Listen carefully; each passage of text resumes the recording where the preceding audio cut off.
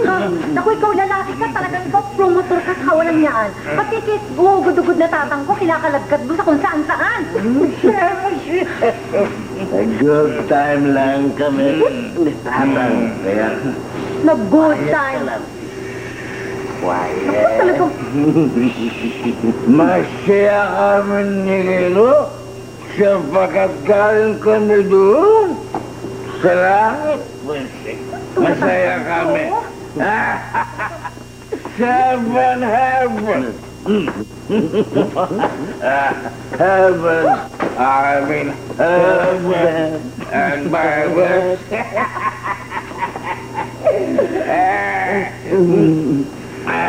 Bakit natin iniwan ang lahat? Bakit natin iniwan ang... Talaga, sumisyon kayo. Ay! Sige, gisingin mo tatang yung hinataw ko. Gising, Ido. Pag-usapan natin ulit tungkol sila. Ginigising mo ang hinataw ko, ha? Ikaw na pakasambahan mo. Bakit mo hinataw yan? Pabayaan mo nga ako. Anong papaya? Ay, naku. Hindi mo ba alam kalyada ko yan, kasangga ko? Ikaw salbahan ka. Tatang, dyan na kayo. Yun ka.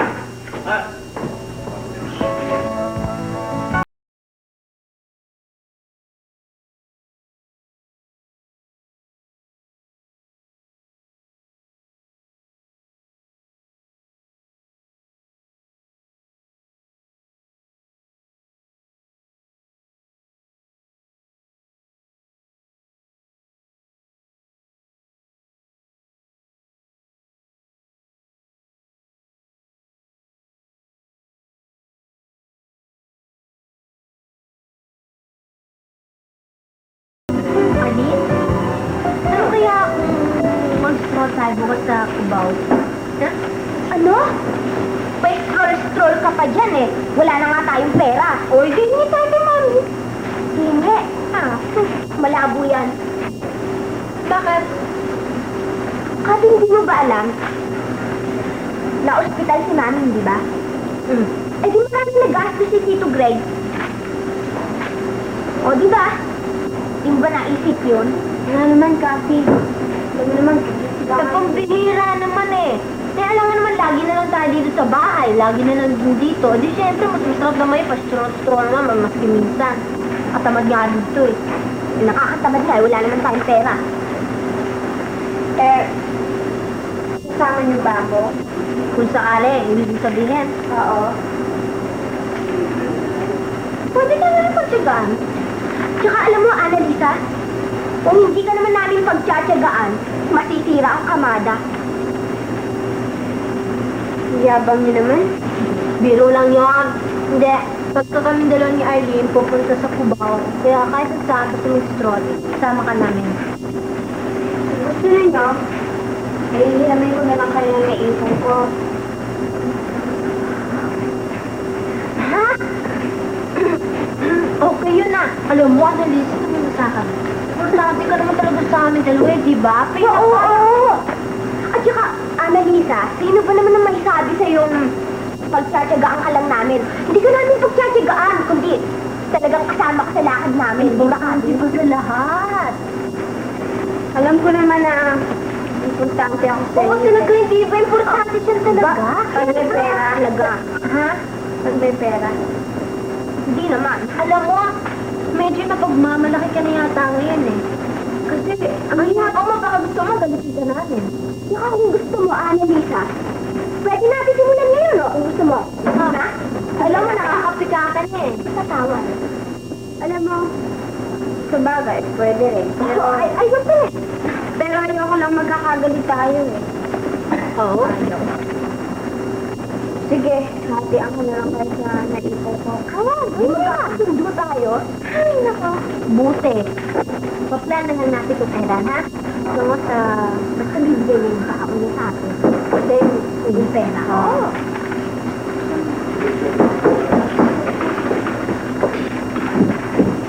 Bakit yan sa'yo? Paaway ka ba? Wow! Pare! Ma-chicks na eh!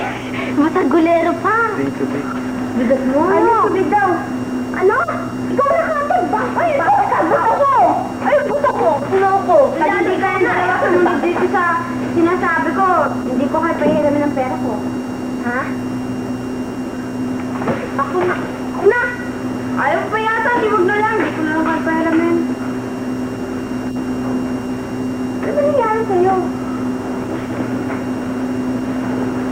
Bakit?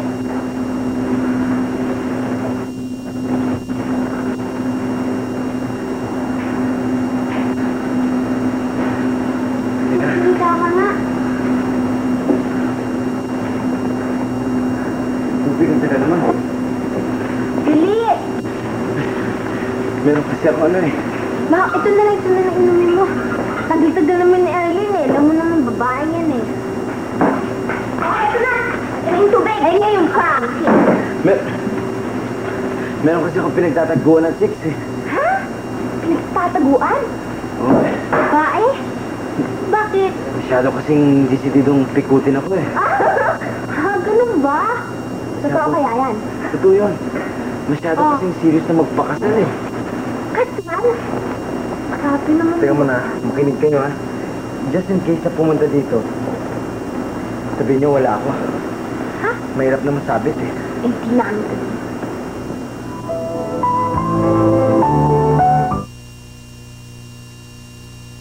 Nakita mo kanina pamumutla ni Kuya Ricky. Alam mo, mami, takot na takot yun. Biluin mo, ang hilig kasi masyado sa chick. Kaya yun, nag-choppy naman pala siya. Hindi na choppy, Arlene. Agresibo lang masyado yung babae, kaya natakot sa kanya si Kuya Ricky.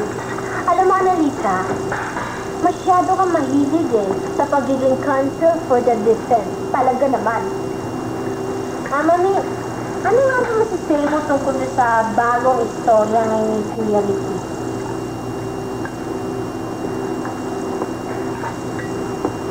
Ang masasabi ko, pabayaan niyo si Ricky lumabas sa problemang ginawa niya. Inay, kung may maitutulong naman ho tayo, bakit hindi natin sa tulungan? Kung may magagawa tayo, bakit hindi? Eh kung wala, ang gagawin natin? Tama nga naman. Baka mamaya nyo, kapag tulong-tulong natin, sumabit pa tayo mag-gula. Hindi naman siguro. Malay mo! Kayo ng tatlo, tigilan niyo na nga yung paksang yan, pwede ba? Meron akong mahalagang sasabihin sa inyo tungkol sa birthday ng Tito Greg ninyo. Kailan mo, Inay? Ha? Kailan ho? Eh, sa linggo na. Mami! Mami, party! Gusto ko yung big party. Ay, sige na! Ay nako, ayoko nga ng party-party. Ang gusto ko nga, magkaroon tayo ng handaan dito sa bahay para magkasalo-salo tayong mag-aana. Ay, pangit naman nun, ha? Eh, para maiwasan natin ang gastos, tayo na lang. Yung mga close friends ng Tito Greg ninyo, yun ang iimbitahin natin dito. Tama nga naman yung Cassie. Bakit pa hindi natin lubusin, no? Tama lubusin. Naku, eto na naman Gusto tayo. ko ngayon, may bito na Hindi na, basta ito lang gusto ko mangyari. Gagawa tayo dito, magpapahanda ako ng pagkain, pero para sa pamilya natin, pero walang lalabas ha, sa ating apat lang ha. Tayo lang apat ang nakakaalam nito. Sige. Sorpreso to para sa Tito Greg ninyo.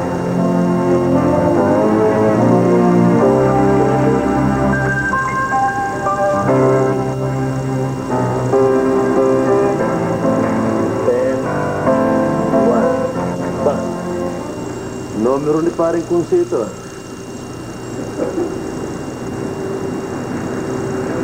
4, 2, 7. Yeah. Ako, Guido, nakita mo ba ang tata? Ha? Kasama mo na naog ng bahay, sa akin mo hahanapin. Ano ka? Ako, paano kanina? Isin mo na naman to. Kasama ko sa Cubao, pero biglang nawala. Ano? Tantisima ka naman. Kung totoo Alam yan mo- sinasabi mo, dapat lumapit ka na sa pulisya. Pulis ka agad eh. Naku, alam mo, nilibot ko ng buong Cubao, pero hindi ko talaga nakita. Oh, wala. Parang bulang biglang nawala eh. Teka, Ako, Diyos ko. hindi kaya, Nag-aalala ako talaga hindi kaya sa- sumabit naman. Kasama ako eh, sasabit. Ano ba nga kung may nasipat na maganda? Sinundan na hindi mo nalalaman. Ano ka? Eh, kung ginawa niya yun, mali siya. Hindi niya dapat ginawa yun. Ikaw naman kasi. Magulang mo na, hindi pa binabantayan ng gusto. Guido, pwede ba? Huwag mo na akong sisihin. At ako'y nag-aalala lang masyado sa tatang. Tulungan mo na lang ako. Naku, tama na yan. Huwag ka mag-alala. At ito sisiguruhin ko siya, Francine. Hindi papayag yung tatang mo na matakban siya ng dyaryo. Wais yan, wais. Guido, kukuha mo pa magbiro. Nag-aalala na nga ako masyado. Naku, hindi ako nagbibiro. At baka ako napapana ng tatang. Ako napapana na kaya ang tatang. Diyos ko, ako na... ano yun? Alam mo. Aba, ang tatang. Ha? Tama, ano mo yan? Tulungan mo muna kung buhatin sa mga pasok ko bago ka magtanong. Madali ka. Nabili mo kayo ng mga gamit dito sa bahay. Kaya ito na Aba, parang naku, tatang. Saan ba kayo nang galing? Saan ba kayo nagpunta, ha? Bakit? Hindi ko ba sinabi sa'yo? Naku, masyado nga ka mag-aalala. Kung saan-saan lang pala ka naggamierda. Anong naglabihan na sinasabi mo yan? Kinuha ko lahat sa mga basos ko kinainit. Ayan. Ang ibig niyo sabihin sa inyo lahat ng laman itong mga abasos na ito? Lahat ng gamit ko na kung ako'y maging bata, maging binata, at maging beauty, lahat. Pati mga souvenirs, nariyan lahat. Tata, ang ibig niyo ba sabihin wala na kayong balak na bumalik sa probinsya? Wala na. Dito na ako maninirahan sa inyo. At huwag kayong tatangging dalawa, ha? Kaya mula ngayon, cargo na ninyo ko.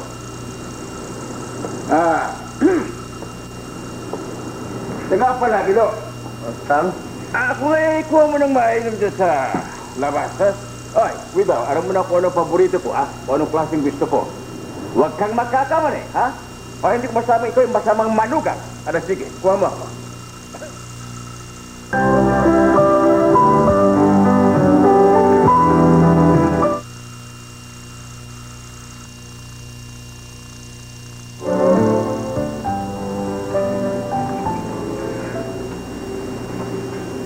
Mama ba loob sa akin?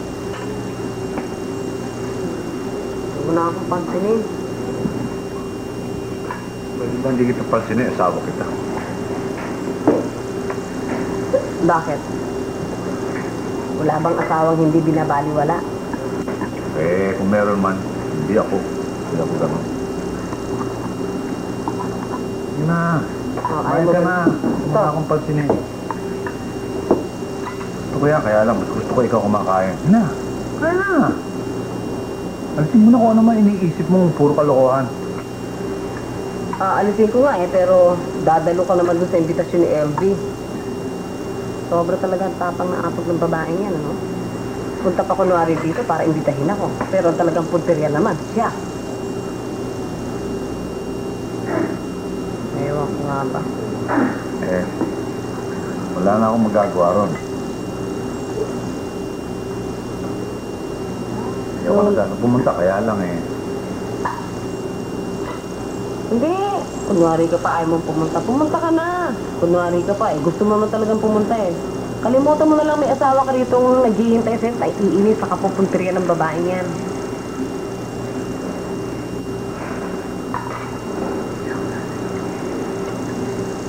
Sige, hindi na ako pupunta. Baka masama ang loob mo.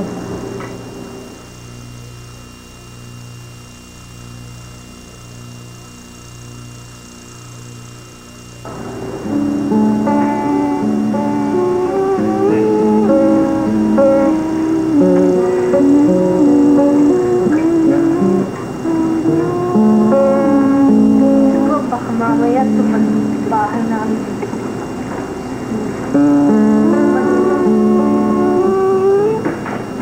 Kanina ka pa, ha? Kita mo na kasi kanina mo pa ako niloloko. Bakit ka natutuwa? Kasi normal ka na naman Bakit? Kailan ba ako naging abnormal? Sabi ko ba? Dahil diba yung tungkol kay Gemma? Gemma. Wala na yun. Wala tayong magagawa. Lapitin ng chicks. Di ba kasi? Oo. Napisi ka na ng chicks. Pero sa susunod, huwag mo natatakasan ha. Akala ko ba wala na tayong war-war? At bakit? Nakikipag-war ba ako sa'yo? Anong ginagawa mo? Well, ginagawa ko, i-state ko lang naman ang facts na gusto ko sabihin. Oh, come on. Wow! Nag-aaral lang sa kolehiyo eh. Nagpasosyal ka na. Facts, facts. Oh, naturally. Naturally. Paburgis-burgis ka pa. Oh, come on. Oh, bakit? Alam mo, mga klase ko lang pwede magpaburgis. Siyempre, pwede rin ako, ano? Eh di meron din kayo mga, uy, kadiri! Go sa market! Uy, baduy! Madoy! Masosyal to! Pag ako tinawanan mo, lagot ka pa sa akin, ha? Eh, talaga nakasa. Nakakatawa ka. Let's watch a movie! Uy, kadiri! Ano na naman ba? Hindi na ano na naman ba mga anak ko? Hindi kasi nagbibiruan lang kami. Eh, mami kasi naman ito eh. Sabi nito, nagpapabugus ako kung porket bagong lipat ako sa kuleyo. Ito, tumpangit ako. Oh, come Oh, on! come on! Hindi, nagbibiruan lang kami. Oo, ako talaga, Ricky. Huwag mo naman memenosin yung mga anak ko. Yan, ganyan. Hindi, kasi nagbibiruan lang kami. Kasi kanina nagpapasosyal eh. Tama naman yung nagpapaburgis pa minsan-minsan ah. Alam mo na naman, mabuti na rin yung ganon. Dahil, siyempre, para naman malaman naman kamag-anak ng mami mo na hindi naman nakakuha ng pipitsugi ng daddy mo. Diba? Pero nagbibiruan lang kami. Ba't napunta dyan ang usapan? Hindi, ibig ko lang sabihin, nililiwanag ko lang naman yung malabo. At saka ilagay mo yan sa isipan mo. At saka tuloy, ipaalam mo rin sa tita LV mo. Yun lang naman na gusto ko malaman. Eh, kasama mo ba ako sa lakad nyo? Huwag na, Annalisa.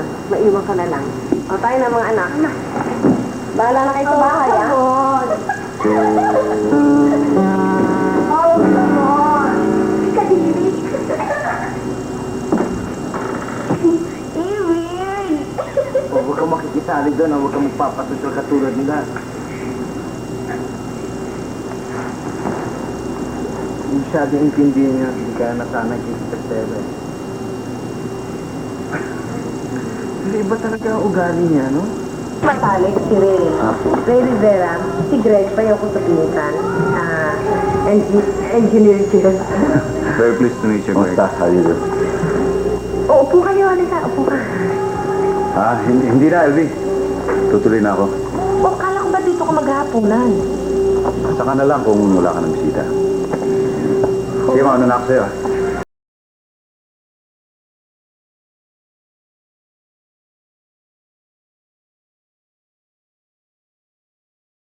Ang ganda ng bulaklak na binigay mo sa akin. Diego, yan. Okay?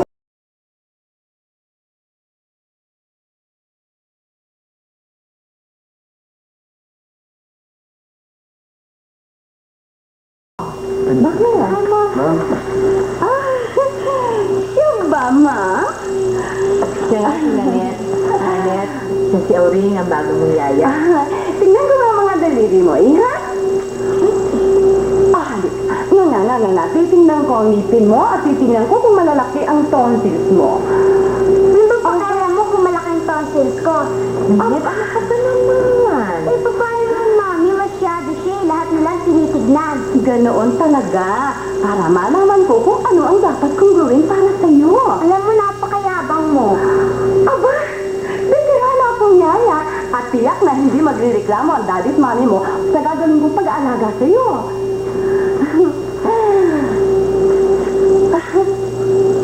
Houseboy ka dito? Siya si Islaw, hindi siya houseboy, kundi parang man Friday ninja. Hindi ko type. Alam mo na, Birunan si pag ako na nag-aalaga sa'yo, oras, lagi kang malinis. Basta lagi mo lamang akong susundin, ha? Hirap sa'yo, mayabang ka eh. Ay, halos siya, ma'am. Talagang ganyan lamang yan sa umpisa. Pero pag tagal-tagal, kaya ko si Nanette. Islaw, mabuti pa samahan mo na si Auring sa magiging kwarto.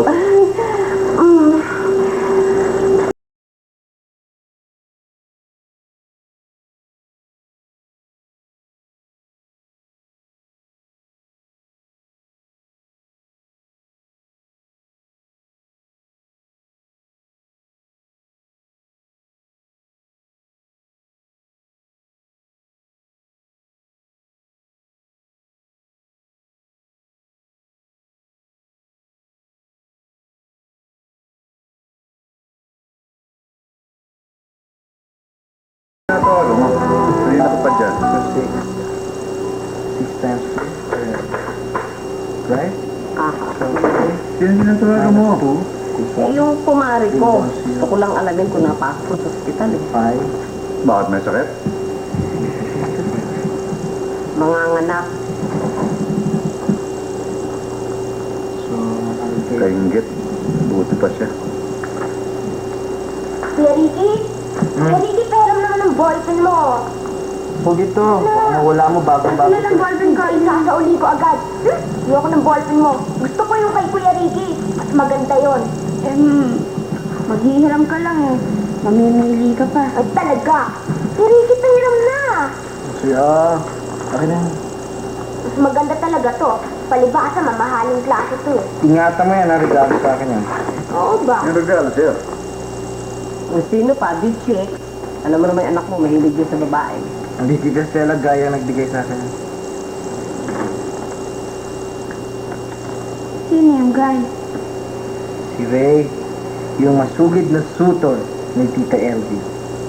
Okay nga pala yung taong yun. Ang bait-bait.